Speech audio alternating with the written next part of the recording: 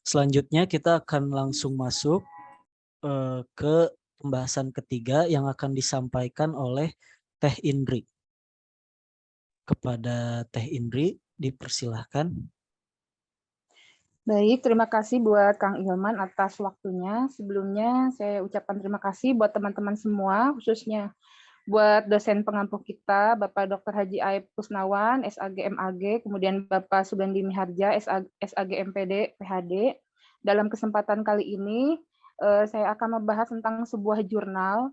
Ini membahas tentang telekonseling.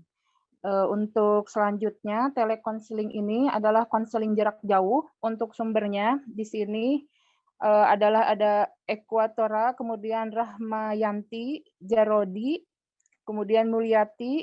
Ini adalah pelayanan konseling, ini layanan telekonseling untuk klien di dalam Konvensi Internasional kedua tentang Hukum dan Manusia pada tahun 2021. Selanjutnya yang akan dijabarkan ini tentang abstrak.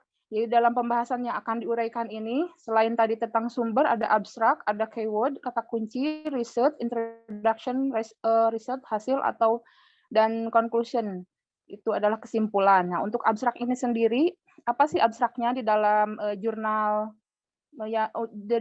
jurnal telekonseling ini adalah membahas tentang keterbatasan situasi pandemi COVID pada waktu itu yang mendorong para konselor untuk mencari alternatif yang paling dapat diandalkan. Karena kan waktu COVID itu kita mengalami social distancing dibatasi untuk melakukan proses tatap muka. Sedangkan untuk permasalahan terus ada, apalagi pada waktu pandemi COVID itu sangat banyak sekali, dan ini salah satu alternatif pilihan dari para konselor yaitu dengan menghadirkan telekonseling.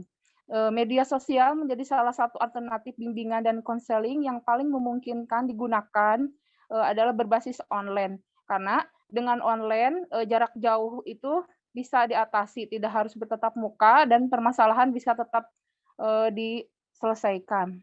Selanjutnya untuk keyword dalam jurnal ini ada 3, ini adalah telekonseling atau konseling jarak jauh, kemudian ada klien, dan COVID. Jadi pembahasannya tentang 3 hal itu.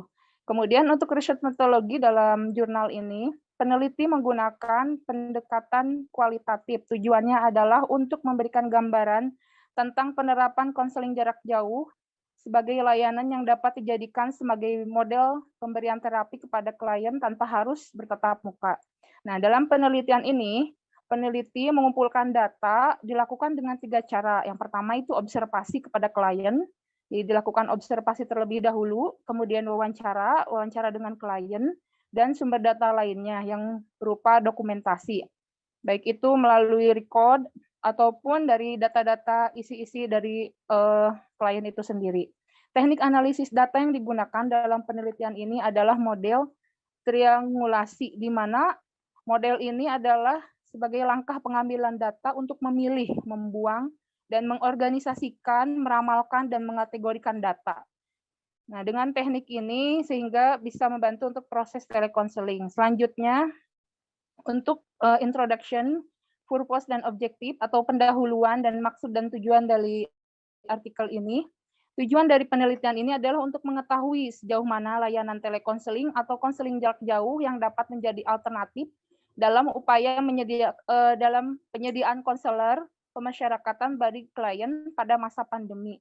Jadi tujuan diadakan riset ini atau penelitian ini adalah untuk menjadi alternatif sebagai pihak konselor, sebagai penyedia, ini khususnya di pemasyarakatan di lapas gitu, untuk klien pada masa pandemi di COVID-19 di Indonesia.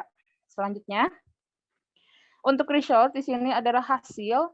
Di sini hasil ada beberapa poin. Di sini saya jabarkan dalam 3 slide. Ini untuk slide etika dalam layanan konseling jarak jauh dapat mengutamakan etika dengan perbedaannya terletak pada alat yang digunakan, sehingga pelayanan tidak dilakukan secara tatap muka dalam satu wilayah yang sama. Dalam layanan konseling jarak jauh, etika yang harus diperhatikan adalah sebagai berikut nih. Ada apa kekurangan dan kelebihan dari layanan yang diberikan konseling jarak jauh. Kemudian yang kedua, penggunaan fasilitas penunjang. Yang ketiga, layanan telekonseling dilakukan berdasarkan akurasi hasil asesmen. Yang keempat, dalam memberikan akses, penggunaan komputer itu sangat penting. Yang kelima, konseling jarak jauh tetap menjunjung tinggi aspek hukum. Yang keenam, hal-hal teknis ketika layanan diberikan lintas batas tentu menjadi perhatian klien dalam penggunaannya. Setiap kebijakan harus dilaksanakan. Dan yang kedelapan, dalam menggunakan situs harus memperhatikan kebutuhan klien. Jadi ketika klien tidak membutuhkan situs itu, tidak harus ditampilkan gitu.